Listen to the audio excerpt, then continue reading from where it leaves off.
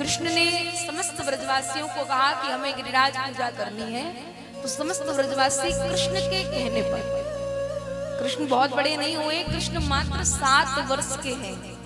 क्या आप एक 7 वर्ष के बच्चे के कहने पर पूरा गांव कुछ काम कर सकता है क्या? नहीं कर सकता है। पर वो साधारण बच्चा नहीं, वो भगवान है, परमात्मा है, और नंद का लाला है, एक राजा का राजकुमार है। फिर सबको लगता है कि ये हित की ही बात कर रहा है, तो इसलिए छोटे से 7 वर्ष के लाला के कहने पर समस्त ब्रजवासियों ने गिरिराज पूजा की है, गिरिराज जी को भोग लगाए हैं। कितने भोग लगाए हैं? 56 भोग। नंद बाबा ने जैसे ही गिरिराज महाराज को प्रत्यक्ष देखा, देख करके नंद बाबा के नेत्रों में अश्रु आ गए। नंद बाबा कहते हैं, हम इतनी पीढ़ियों से इंद्र की पूजा करते आ रहे हैं, पर इंद्र ने कभी भी हमें आकर के दर्शन नहीं दिया। पर ये गिरिराज इतने दयालु हैं, इतने कृपालु हैं कि इन्होंने हमें पहली बार में आकर के दर्शन दे दिया। और वाकई में वास्तविक रूप से आपको बताऊं तो गिरिराज महाराज जैसा दयालु कोई और देव नहीं है। आपकी कोई भी मनोकामना पूरी नहीं हो रही है, आपकी कोई भी बात पूरी नहीं हो रही है, आपकी कोई इच्छा पूरी नहीं हो रही है, तो आप गिरिराज महाराज के चरणों में जाकर के प्रार्थना करिए। और दूध की धार से, दूध भी ऐसा नहीं कि आप मार्केट से ले लिए और वो पैकेट वाला दूध आप लिए और सोच लिए कि हम इतना दूध चढ़ा देंगे हमारी ये मनोकामना पूरी हो जाए, ऐसा भी नहीं है।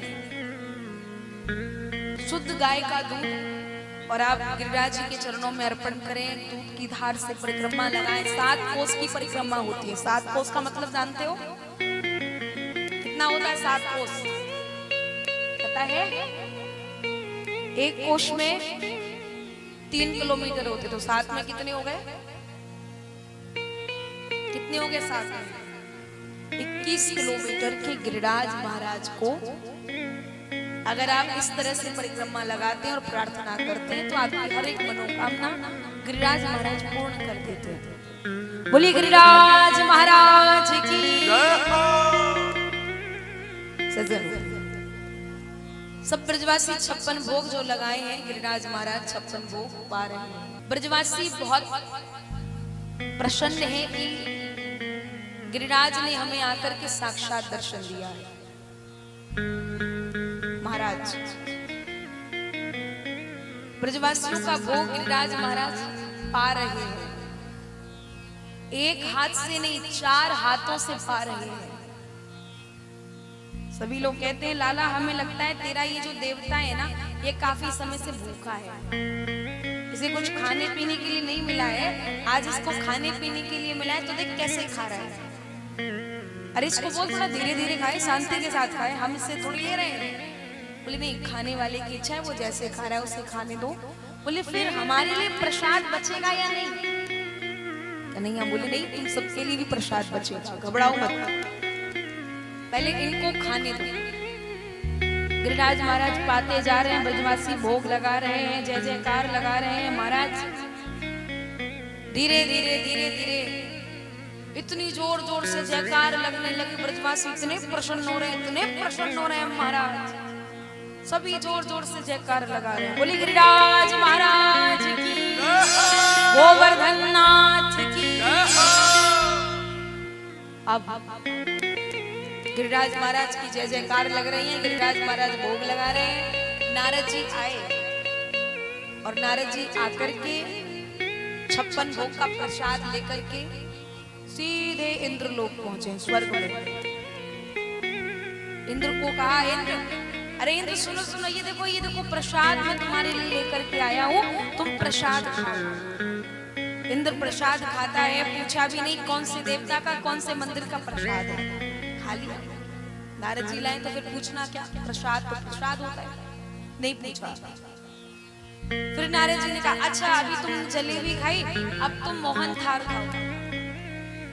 उसके बाद लड्डू दे दिया, फिर पेड़ा दे दिया, कई तरह के भोग प्रसाद लेकर के आए थे, सब खवा रहे हैं। बहुत जलेबी तो बनी रही है। और इंद्र कहते हैं भगवान बड़ा स्वादिष्ट प्रसाद है। नारद जी बोले खाते रहोगे या पूछोगे किसका प्रसाद है, कहाँ से आया, ये तो पूछो। इंद्र कहता है हाँ हाँ, कहाँ से लाए हो इतना अच्छा प्रसाद, कौन से देवता की पूजा करा करके आ रहे हो, किस भगत के यहाँ गए थे भगवान। नारद जी बोले कहीं और से नहीं, तुम्हारे यहाँ की पूजा से लेकर के आया हूँ। मतलब बोले वो ब्रजवासी जो पूरा ब्रजमंडल 84 कोस का है, जो ब्रजवासी प्रत्येक वर्ष तुम्हारी पूजा करते थे, इस बार उन्होंने तुम्हारी पूजा नहीं की। इस बार उन ब्रजवासियों ने गिरिराज पर्वत की पूजा की है। एक छोटा सा बालक पूजा करा रहा है और उसका प्रसाद मैं तुम्हारे लिए लेकर के आया हूं, जो तुम खा चुके हो। इंद्र कहता अच्छा, उन भोले भाले ब्रजवासियों की इतनी हिम्मत, उन्होंने मेरी पूजा को बंद करके पर्वत की पूजा की, एक बच्चे के कहने पर। मैं उनको छोड़ूंगा नहीं। इंद्र को बहुत क्रोध आता है, इतना क्रोध आया तत्काल अपनी मेघमालाओं को आदेश दिया, कहा ना भी प्रलय काल का जल है, सारा जल ब्रज में बरसा दो। सावर्तकम नाम की मेघमालाओं को आदेश दिया है। सावर्तकम नाम की जो मेघमाला है ना, जब प्रलय आती है, तूफान आने वाला हो, कुछ भयंकर प्रलय आने वाली हो, संकट आने वाला हो, तो उस समय वो जल वर्षा करती है। तो आज सावर्तकम नाम की मेघमालाओं को इंद्र ने आदेश दिया है। और जैसे ही आदेश दिया, गणम सावर्तकम नाम मेघा नाम शांतकारिणा इंद्रा प्रचोदयत क्रुद्धो वाक्यम चाहे समान्वितः। आदेश दिया, महाराज नीले काले बादल होने लगे, बिजलियां कड़कने लगी, बादल गरजने लगे और एक क्षण की देरी नहीं हुई, बारिश होने लगी।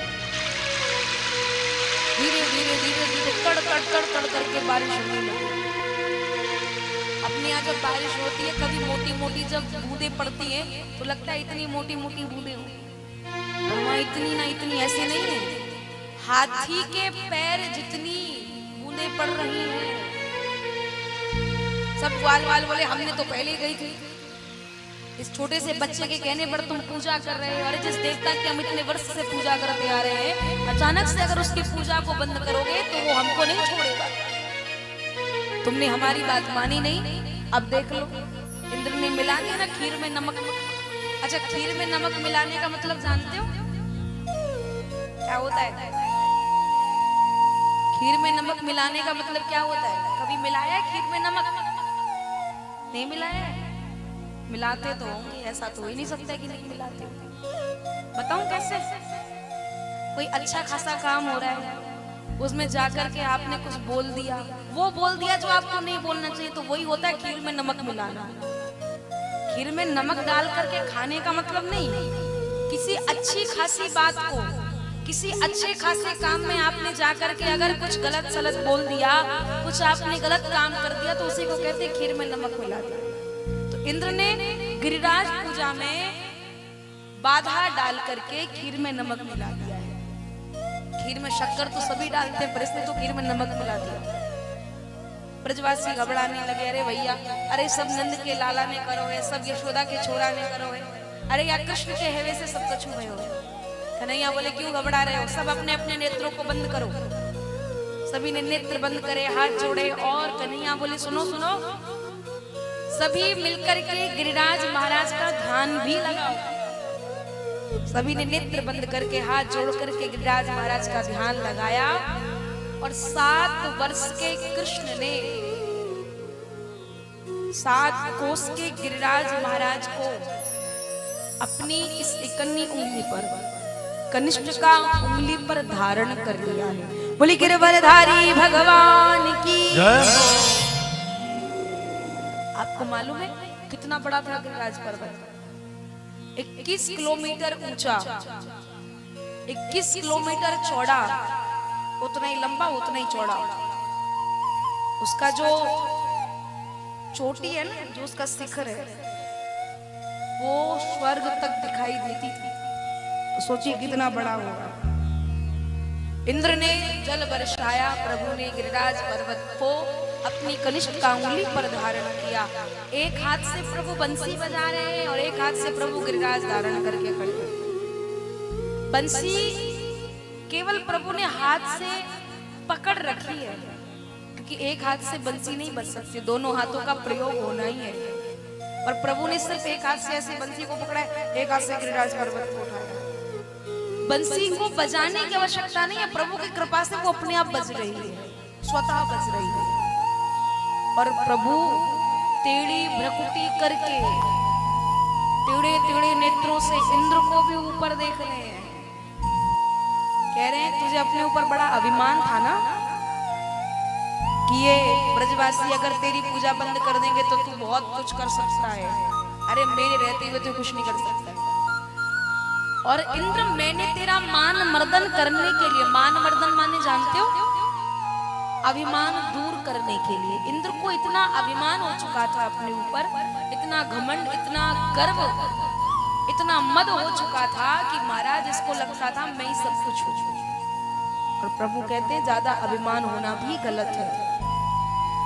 प्रभु ने इंद्र का मान मर्दन करने के लिए ही गिरिराज पूजा कराई। महाराज मैया देख करके घबरा गई। यशोदा मैया कहती है मेरा छोटा सा लाला, उसकी इतनी कोमल सी कलाई, छोटी छोटी उसकी बैया, ये तो टूट जाएगी, उंगली टूट जाएगी, कलाई मुड़क जाएगी, बैया टूट जाएगी। अरे भैया सब अपने अपने बांस बल्लियों को लगाओ और मेरे लाला की रक्षा सुरक्षा करो। ऐसा ही होता है, सभी ने अपने अपने बांस बल्ली लगा लिए, लाला की सुरक्षा में खड़े, क्योंकि कन्हैया बीच में खड़े होकर पर्वत को उठा लिया। कभी इधर से पर्वत नीचे झुके, कभी उधर से झुके, कभी इधर से कभी उधर से, माने अभी तक शम नहीं हो पा रहा। पर जब ग्वाल वालों ने अपने अपने बांस बल्लियों को लगाया तो गिरिराज महाराज सम हो चुके हैं। प्रभु बीच में खड़े हैं, ग्वाल वाल सब आसपास चारों ओर खड़े हैं। बोलिए गिरिराज महाराज की।